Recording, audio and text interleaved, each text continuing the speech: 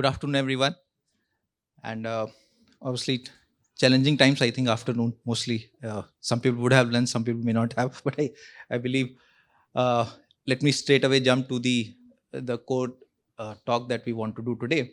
The intent is to basically present to you the opportunities that we have for agri and agri-tech sectors, specifically with respect to AgriSURE Fund. We'll come to the details of the fund which are relevant to the audience in front. But before coming to that, just a short snapshot of what the landscape today looks like. As we say, as of October 31st, India had 1,97,692 DPIT registered startups, and as we speak, this has just crossed 2 lakh few days back. The interesting thing is that the number of agri startups in this whole close to 2 lakh registered startup is only 11,038.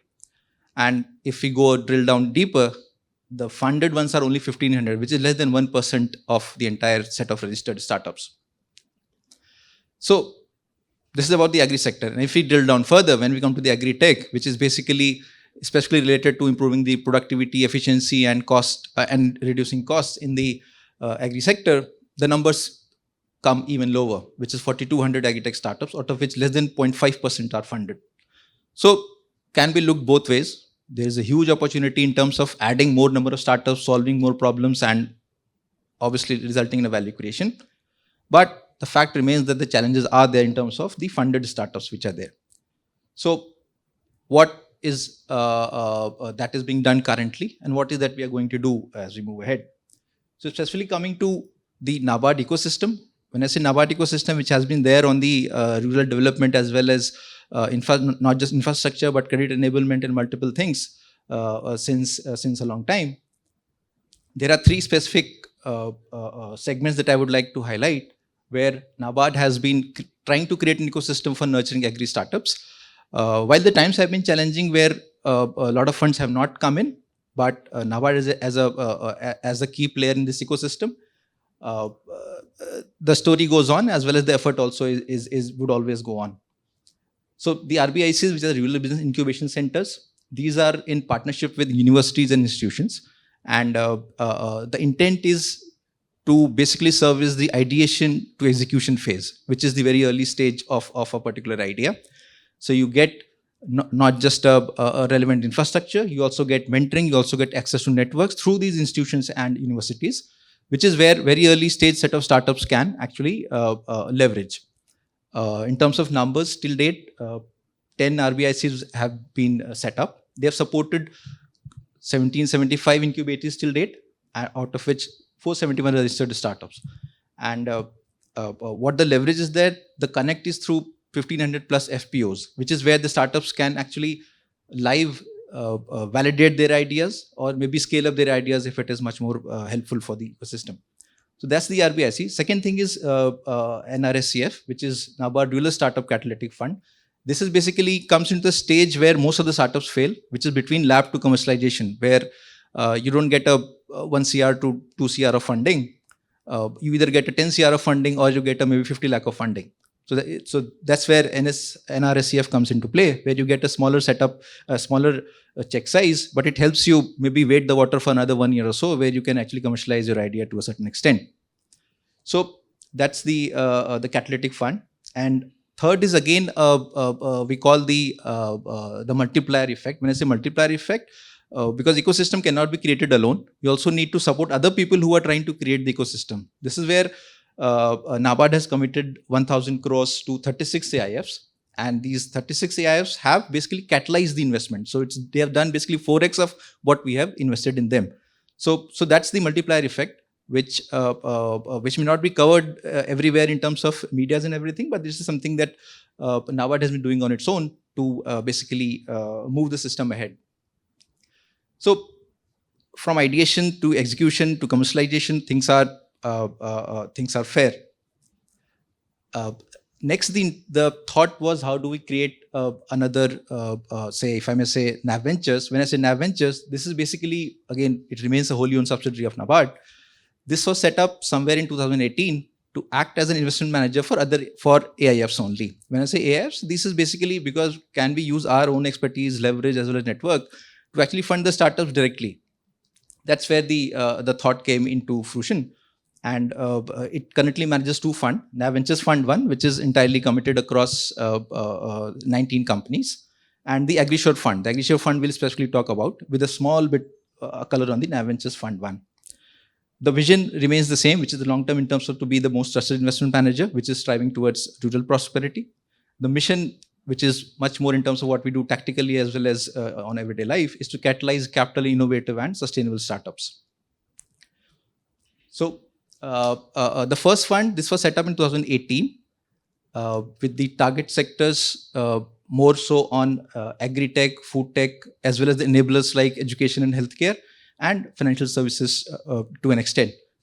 If you look on the right side, if you look at the set of companies that we have funded in the first fund, why I'm bringing this today is that when you move to the AgriSURE Fund, you also get a flavor that what we are going to do at that point of time. So people who are on the data side, something like an AdvaRx, Satyuk, and TraceX, who are basically deep tech in nature. So something where we actually funded the ideas to a certain extent, and now they have scaled up well in the enterprise circles.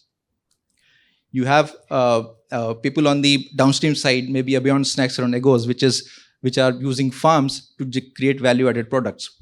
You have people on, if I may say, nutraceutical side, the B2B side, something like Zeus Hygia, which is basically using your farm products, which are very valuable, converting them into something which is even more valuable for a corporate and selling those off. And again, you have innovators like KB Cole Sciences, which is the only, if I may say, a couple of companies to convert, say, if I may say, agri-waste into something like a color which can be used by even luxury brands. So that's the value chain that we are trying to address.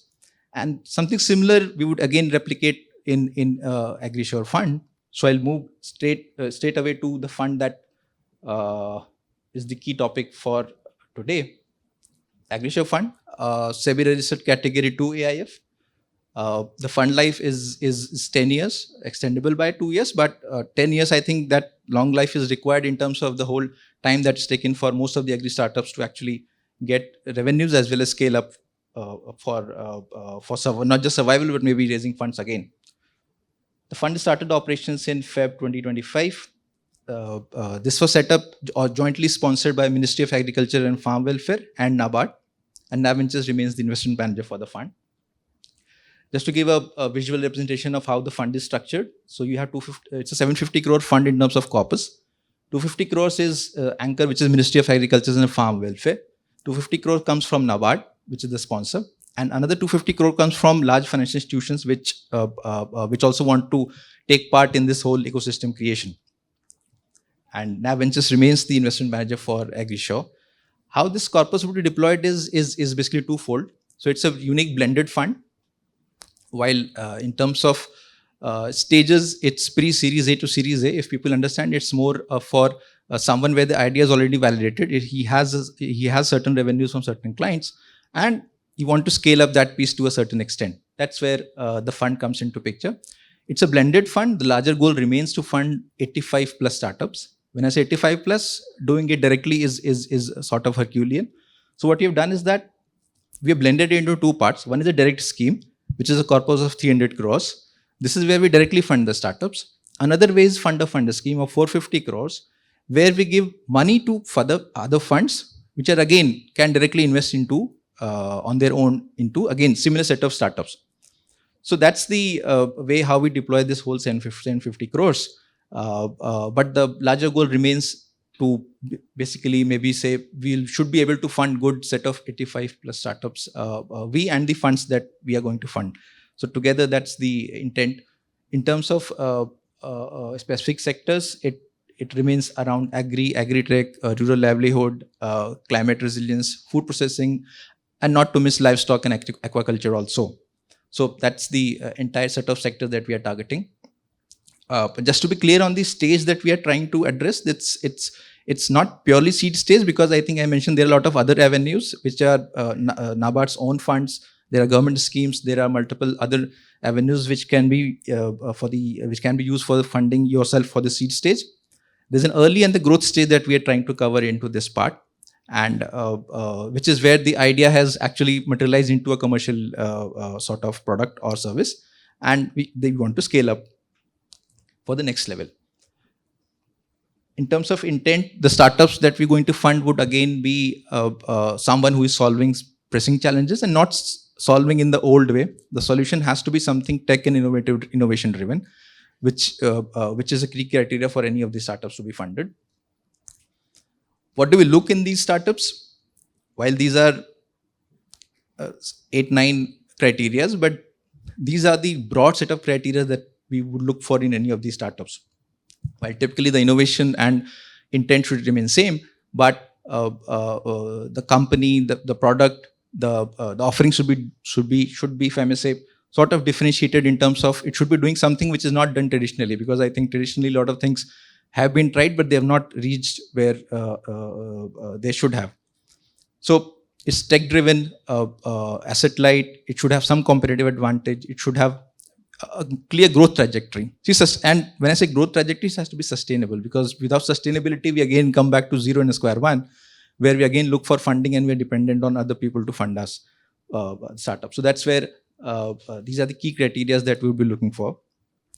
And coming to the factuals, the sort of how both the schemes are structured. The direct scheme would have startups which are recognized by DPIIT and incorporated in India, maximum of 25 CR in any of these startups.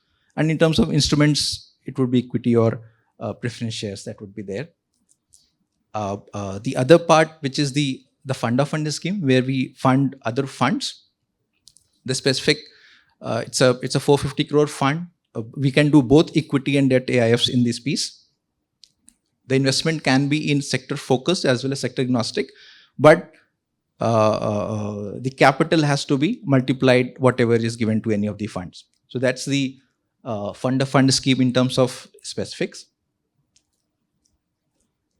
Coming to the last part, if I may say, how do we, because this is again the factuals in terms of what AgriSURE Fund would look for, but just for the audience purpose, in terms of what are the opportunities that we see, say not just as a fund but as a fund house, which are there in agri as well as agri value chain. So typically it can be looked in multiple ways. Some people look at it from a pre-harvest, post-harvest phase. We have tried to look at it more from a horizontal sort of structure, where the entire chain can be covered through our thesis. So it's like when we go upstream, we have seeds, fertilizers, crop protection, agri equipments, and multiple other things. But things like agri input, which are IP-led. When I say IP-led, there has to be certain research behind, certain science behind, where you actually leverage your university research, you leverage your own research to achieve something in terms of whether improving yields, mitigating crop losses, or building climate resilience. So seeds, fertilizers, whatever you call it, biofortified seeds or a biofertilizer, those sort of categories would come into agri inputs. That is something that we would be looking for in agri input space. When we look at, again, I'm sticking to the upstream side first. When we go especially into the farm mechanization side, this would cover innovations which have utility as well as have scale, as well as affordability also, because it's not just about tractors, it's about much more than what maybe a smaller or marginal farmer can also maybe afford as well as work with. Livestock, when I say livestock, whether it's aquaculture, whether it's animal feed, there are a lot of innovation that are happening on the feed side as well as health and nutrition side, and improving the disease resistance of the livestock. That's again one area that on the upstream side that we would like to look for. We move slightly ahead in the value chain, we come to midstream. Midstream covers basically the storage of the farm produce, the transportation and logistics part of it, and certain bit of processing, maybe primary processing or something. The key challenge is on the perishable side. If you look at the fresh food produce and the entire market of it, so we'll be looking for innovations in storage and transportation. When I say innovations, these should ideally result in either you minimize wastages, or you improve the shelf life, or you basically in some way to tech or something reduce the number of intermediaries that are there, which basically reduces the TAT for any of the value. So that's the perishable and raw produce midstream that we are trying to address. On the processing side, any sort of value addition that we do to a fresh produce or something, that's again one sector we would be looking for. We move slightly ahead, we move to downstream. When I say downstream, this is basically the consumer part of it. And when I say consumer, the consumer is not just the consumer retail, it's also the agribusiness, which is the consumer of your product. So startups which are building market linkages, these market linkages should be tech enabled. They should not be purely driven by multiple intermediaries, something which is tech enabled because without tech, it's very difficult to scale a business across geographies as complicated as in India. So that sort of, if we can get that comfort in terms of tech, and value addition in terms of products. When I say value addition in terms of products, because not just consumers, but agri businesses which are working with consumers, they are looking for a lot of products and they cannot build those products directly. Are there startups who can build for them? That's where the contract manufacturers, that's where value addition in terms of things like nutraceuticals, probiotic, those sort of things would come into play. So that's the downstream that we're looking for. While this is the entire chain, there is one segment which covers all aspects, whether it is upstream, midstream, downstream, which is data driven. When I say which is data driven, because a lot of data is being generated in agri itself. So agri sector lags behind other places because one is technology adoption has been slow. So because of adoption has been slow, the data itself has been slow to get generated. So the intent is whenever we get people who are working with analytics-based advisory, something on precision farming, or someone who is solving for information asymmetry that is there. Information asymmetry exists in prices, it exists in not just prices, but in terms of weather reports also. So a lot of asymmetry is there. Is there someone who is solving for it? Those sort of things which are especially applicable to farms. On the enablement side, we would be looking for things which are enabling either insurance, fintech, or credit. I'm not specifically mentioning credit because again, NABARD on its own does it, and NBFCs are themselves ready to lend at that practice. So someone who's enabling those credit or a fintech part, that is one sort of startup that we're looking for. Another thing which is data driven, and this is slightly ahead of time, would be traceability part. This would again, maybe by next year or something, you'll see more and more exporters looking for traceability solutions. And for traceability, again, the source matters as well as your practices of sustainability also matter. So those sort of solutions we'll also be looking for. And apart from this, there are more opportunities that are there in IP-less bio-based categories. There are a lot of categories coming which are derived from agri-waste. And these are in feed, fuel, those sort of sectors. A lot of opportunities are coming up there. And there are multiple climate smart opportunities also that are getting created. And our belief is that these would get validated as well as more market as the time progresses. So that's the, if I may say, the larger set of opportunities that as of now we'll be looking for. But again, the fund has a much longer vision and mission that I specifically mentioned earlier. So that would be the certain set of opportunities that the audience may be interested in maybe exploring if they are working or they are desirous of working. The way forward, the last thing is anyone who would be desirous of seeking investment from AgriSURE, that's the email ID which is there. You can also visit the website of NABVENTURES, which is www.nabventures.in. So this is the email ID, and with due process, we will be evaluating the proposal and getting back to it. So I think if I've been fast or slow enough, I don't know, but that's the crux of the presentation.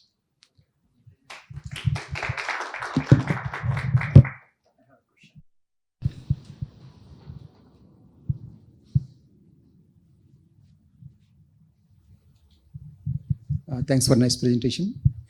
This is Dr. Mallikarjun from Plantigen. It's a startup company kind of thing. We started this in Pulivendula, it's AP. It's a horticulture hub. Okay. So in 2013, 2023, I think I applied to this scheme, to the NABVENTURES. They said that you have to, when I applied for about 2 crore project, they said that you should have a turnover of 5 crore.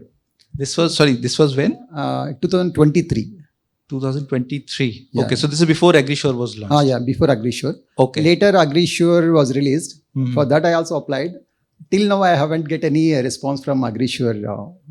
Okay, got it. So, sorry, your name? Dr. Mallikarjun. Dr. Mallikarjun. So, I think, so 2 things. One is, in terms of response, we always respond in terms of if your startup is actually because if you look at, we have various layers of evaluation. When I say layers of evaluation, you and I can talk today, but there is a team sitting out there which actually evaluates the proposal, and depending on your primary data, because if you look at, there's a primary set of data that you have to submit.